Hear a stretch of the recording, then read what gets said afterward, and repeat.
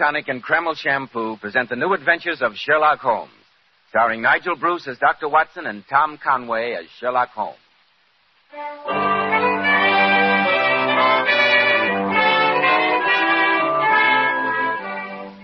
Now, once again, it's time to keep that weekly appointment with our good friend and host, Dr. Watson. Good evening, Dr. Watson. Good evening, Mr. Bell. As usual, you're punctual to the minute. Draw up your chair and make yourself comfortable. Thank you. That's it. I see that you have the old black tin dispatch box out again, Dr. Watson. I deduced that you were going over your notes on tonight's case. Elementary, my dear boy. And among the records, I came across some notes of cases that I'd almost forgotten.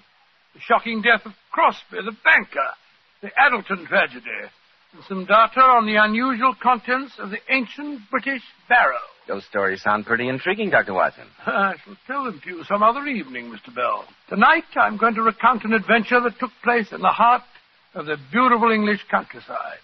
I call it The Adventure of the Tolling Bell. Well, that story began in the small country village of Carnforth. Holmes had recently brought to a successful conclusion the affair of the Barrow and Furnace wheelchair murders. And we decided that a few days' rest in nearby Carnforth would do us both good before returning to our arduous life in Baker Street. We were staying at a small but comfortable inn. Early on the morning of the third day, I remember, Holmes and I were in our bedroom waiting for those two essentials without which an English country gentleman could not start his day. The early morning cup of tea and a jug of hot water for shaving. As we sat there at the open window, a nearby church bell was tolling a funeral knell. There must be a funeral in the village, Holmes. An astonishing deduction, Watson. There's no need to make fun of me. Pressing sound, isn't it? I suppose so. Has it ever occurred to you, Watson, that the history of bells is full of romantic interest? Well, I can't say that I've thought much about it. Almost every historical event has been accompanied by the sound of bells. They summoned soldiers to arms as well as Christians to church. They sounded the alarm in fire, tumult, and invasion. And many a bloody chapter in history has been rung in and out by bells. You seem to be a mine of information on the subject. Yes, Watson. It's a fascinating subject. Come in, come in. Good morning, my dear. Morning, gentlemen. I brought you tea and your shaving water. Mrs. Mickle said to say your breakfast will be ready in half an hour. Splendid, Mary. Oh, Mary, the church bell is tolling a funeral knell. Do you know who is being buried? That I do, sir. I wish it was me. It'll be my turn soon. Poor little thing. I wonder what's the matter with her. I have no idea. Perhaps her father or mother just died. Or a young man. Yes, I bet that's it. She's a pretty girl. And she'd obviously been crying when she came in. Perhaps that's her fiancé they're burying now. Watson, you have the sentimental imagination of the true storyteller. But we've come here for a holiday. You must give your imagination a rest, too. So drink your tea, remove your whiskers, and we'll go downstairs and investigate those kippers.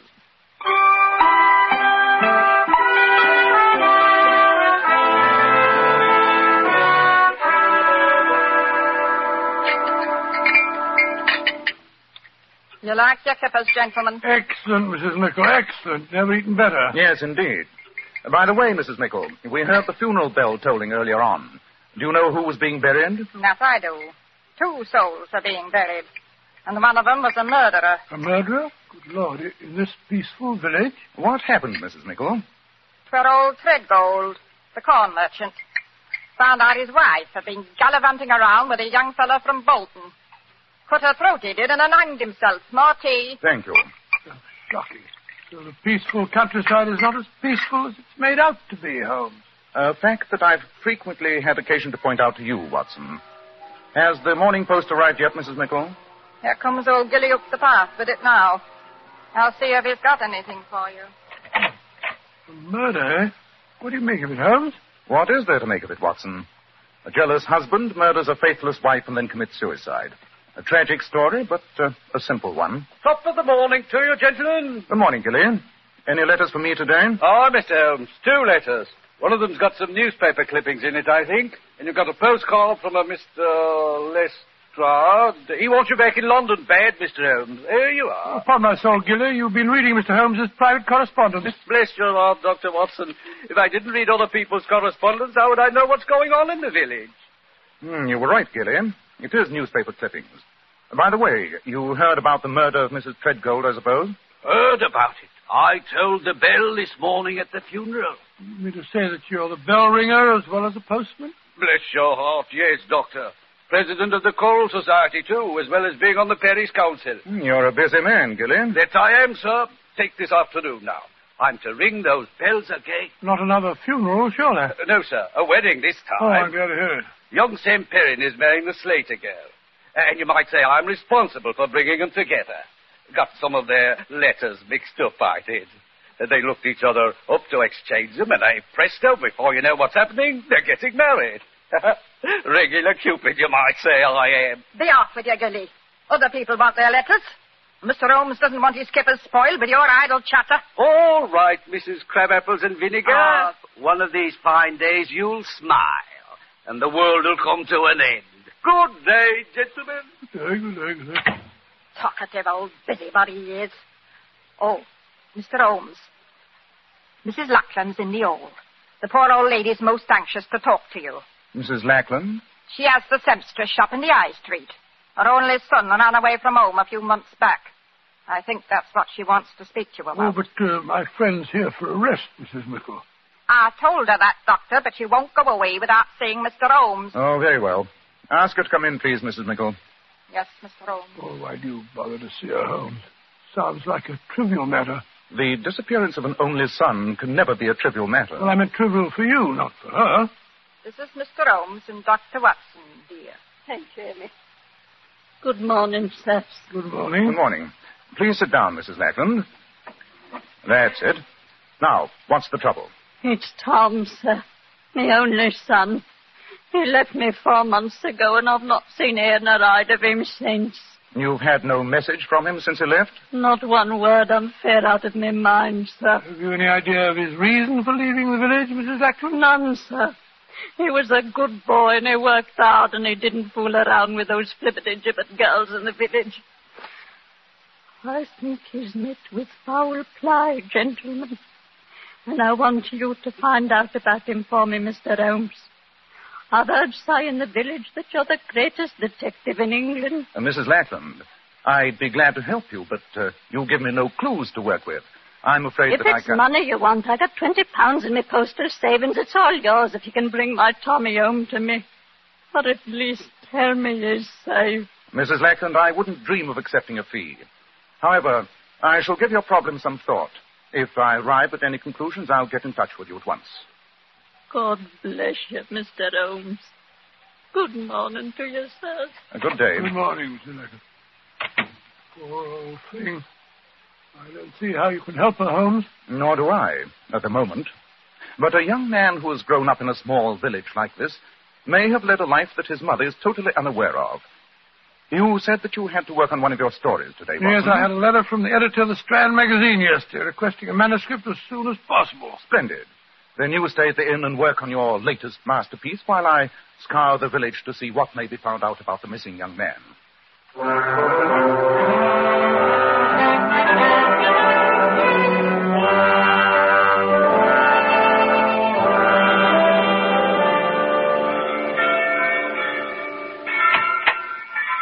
Oh, there you are, Holmes. I was beginning to think you'd got lost. Hello, Watson. I trust you had a profitable session with pen and paper. Well, I've done about half a chapter. I would have done more if it hadn't been for those infernal bells. The wedding ceremony that the worthy Gilly told us about this morning. Oh, I'm tired. Oh, well, what did you find out about Mrs. Lackland's son? Among other things, that he had a secret love life unknown to his mother. And the object of his affections was none other than the maid who brought us our tea this morning. Mary? Did we talk to her? No, it's her half-day off, and I was unable to find her. However, I shall question her when she brings our tea tomorrow morning.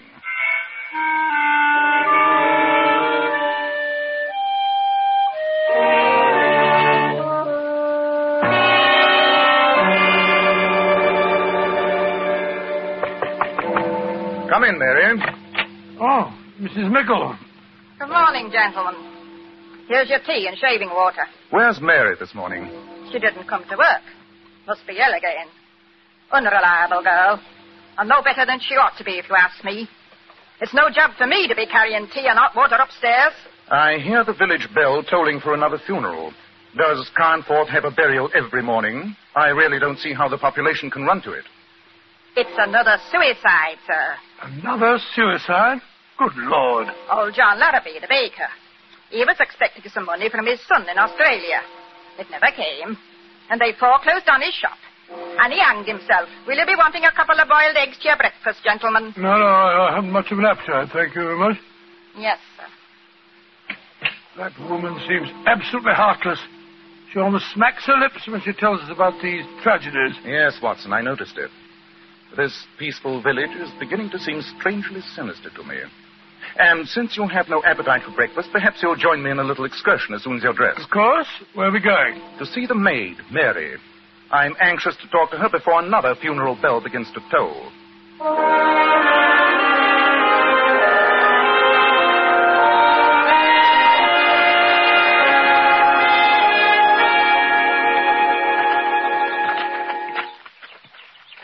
This must be the cottage, Holmes. They said it was the one with honeysuckle over the gate. Yes, and there's Mary sitting on the porch.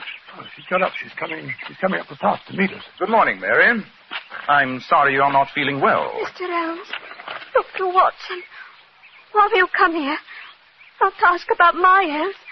Or should a servant girl matter to gentlemen like you? Oh, you must judge us, my dear. I assure you that No, Watson.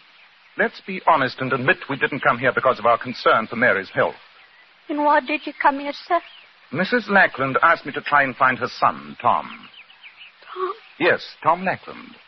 I thought you might be able to help me, Mary. If I could help you, Mr. Holmes, I'd be helping myself, too. Here come Gilly, the postman. Gilly, is there a letter for me today? No, lass. There's nothing for you again. There must be, Gilly. There must be there. No, lass. If the letter would come, I'd bring it to you as fast as my legs would carry me. You know that. Oh.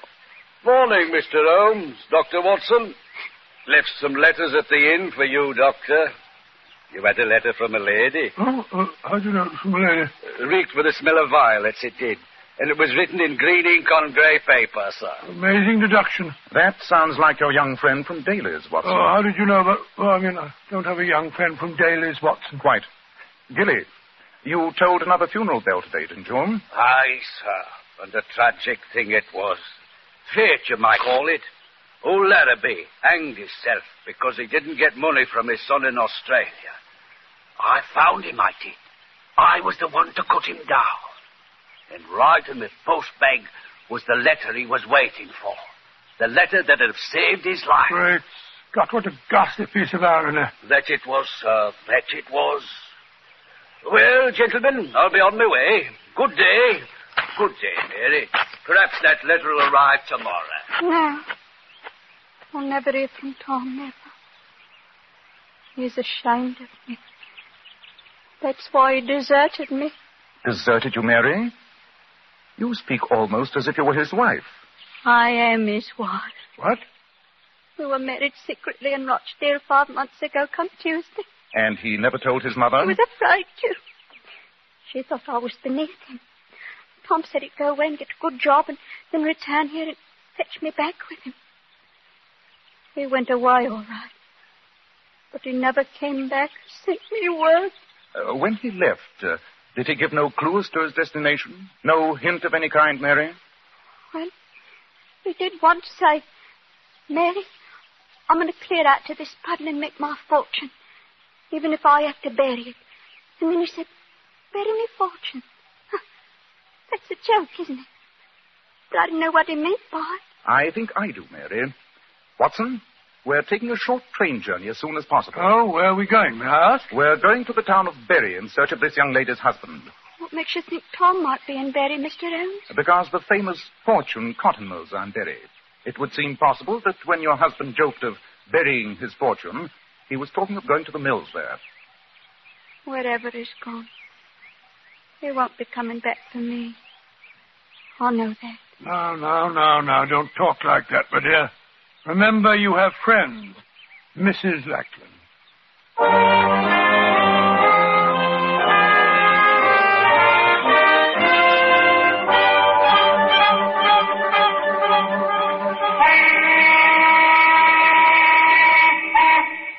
How much longer is Holmes going to be Leaves me standing outside the factory gates as if I were a blasted coachman. Oh, there he is. There he is. Holmes! Holmes! Hello, Watson.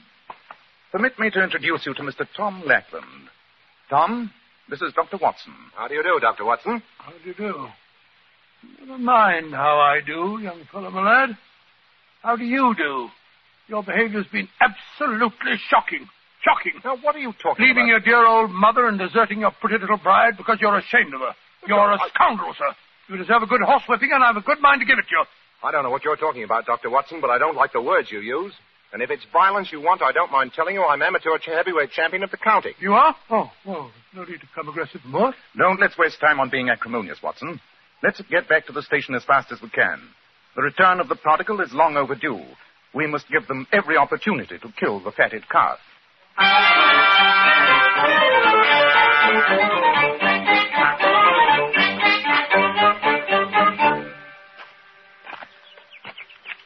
Hi, there's Mary's house. I'm dying to see her. And after this reunion, Tom, I suggest that you both go over and see your mother. I'm sure she'll forgive you. Yes, Mr. Holmes, I'll do that. Well, perhaps we should have warned her. Your sudden appearance may be something of a shock. I think it's a shock that Mary can handle.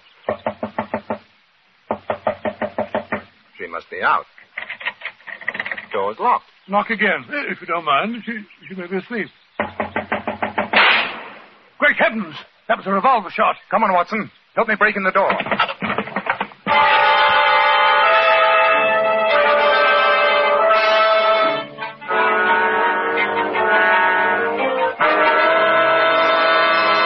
Now, Dr. Watson, that was a fine place to break off your story. You left me right on the edge of a cliff. Had the young girl shot herself? She'd shot at herself, Mr. Bell. But fortunately, a last-minute lack of courage had made her shot go wild. Holmes and I and the young bridegroom burst into the house and wrested the smoking revolver from her hand.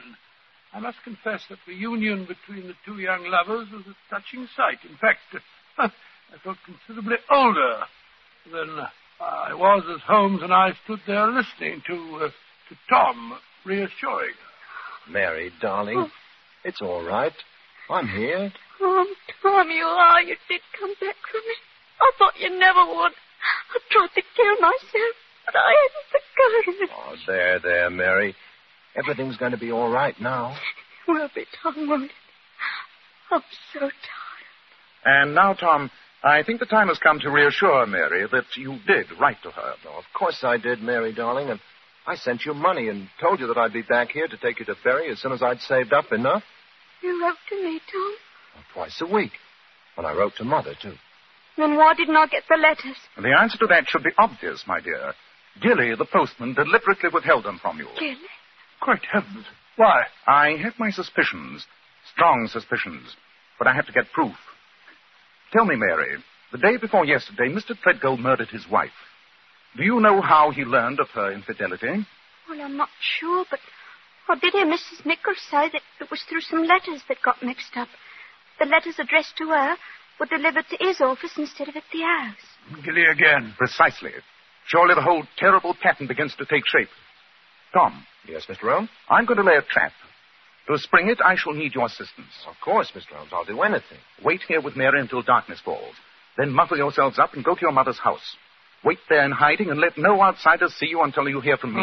Since you two lovebirds have been separated for 4 months, I don't imagine that'll be too unpleasant. Quiet, Watson. You understand, Tom? Yes, Mr. Holmes. Good. Then come on, Watson. What's your plan, Holmes? I'll tell you as we go.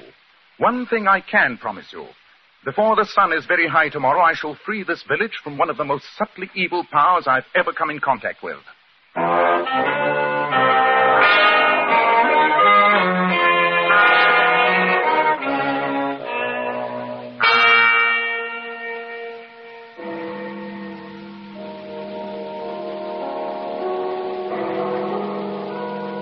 Good morning, Dr. Watson.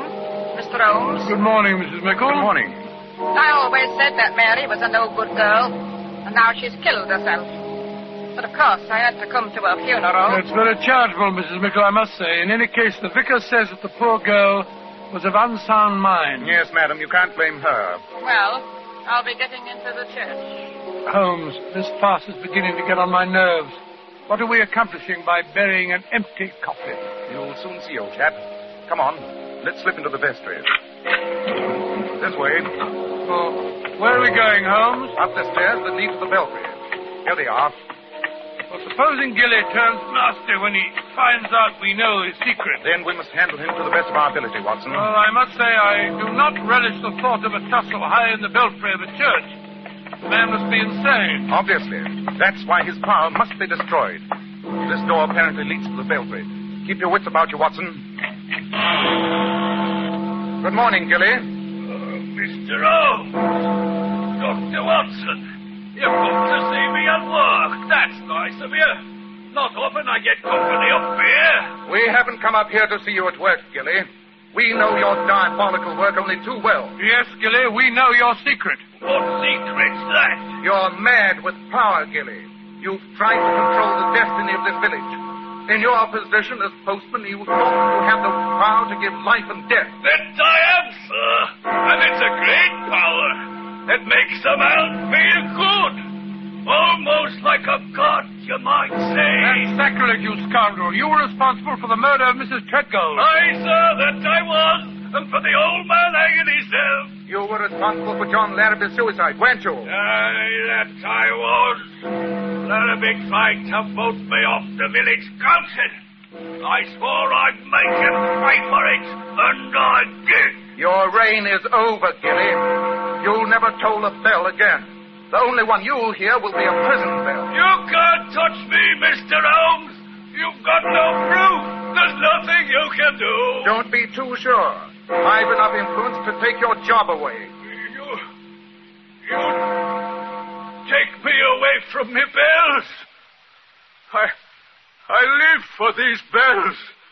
You wouldn't take me away from them. You couldn't live without the power they give you, could you, Gilly? You're trying to destroy me! You are destroyed, Gilly. Yes, you've already failed. Mary's alive. Alive? But the coffin they're burying down there... Is full of stones. You'll be the laughing stock of the village, Gilly. They'll never laugh at Gilly. You can't catch me, Mr. Holmes. I'm beyond you still. He's running up the ladder leading to the bell car. Come back, Gilly. Come back. He's mad as a hatter. Quite. What's he going to do up there? He might set fire to the steeple. Commit any madness. I'm going to fetch him, Holmes. No, Watson. He drew a knife as he fled. And with that rickety staircase and the narrow opening leading into the bell chamber, you'd never stand a chance. He'd get you on the first slash. How are we going to get him down? There's only one way. He's in a tiny loft containing his beloved bells. We'll see how much he loves them at close quarters. I doubt if even he can stand the noise in that confined space. Where's that bell rope? Come down, Gilly. Come down from there. Stop! Stop ringing me bell! Not until you come down, Gilly. Stop ringing them! I can't stand it! You drive me mad! You are mad, Gilly. Mad with power. Come down here, I say. I'm coming! Great heavens, he hurled himself out of the belfry. Holmes, he hasn't a chance of surviving that fall. I have no intention of causing the unhappy man to jump to his death, Watson, though I cannot help but feel that his poor demented mind may find a happy oblivion this way rather than in the confines of an asylum. Yes, you're probably right, Holmes. It's been a shocking case, Watson, shocking. And once again it proves the old saying that violence does in truth recoil upon the violent, and the schemer falls into the pit which he digs for another.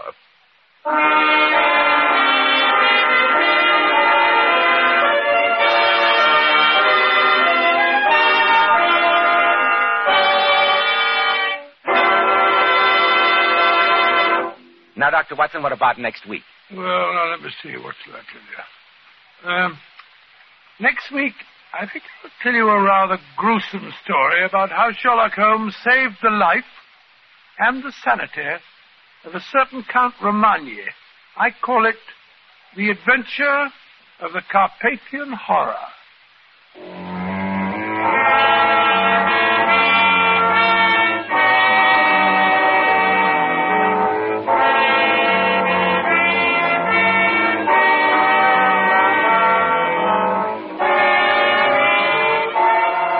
Tonight's new Sherlock Holmes adventure was suggested by an incident in Sir Arthur Conan Doyle's story, The Golden Pince Nez. Nigel Bruce appeared through the courtesy of California Pictures. Tom Conway by permission of Eagle Lion Pictures. The Sherlock Holmes series is produced by Tom McKnight with original music composed and conducted by Alex Steiner. This is Joseph Bell speaking for Kreml Hair Tonic and Kreml Shampoo, and inviting you to be with us next week at this same time, when Dr. Watson will tell us the adventure of the Carpathian Horror.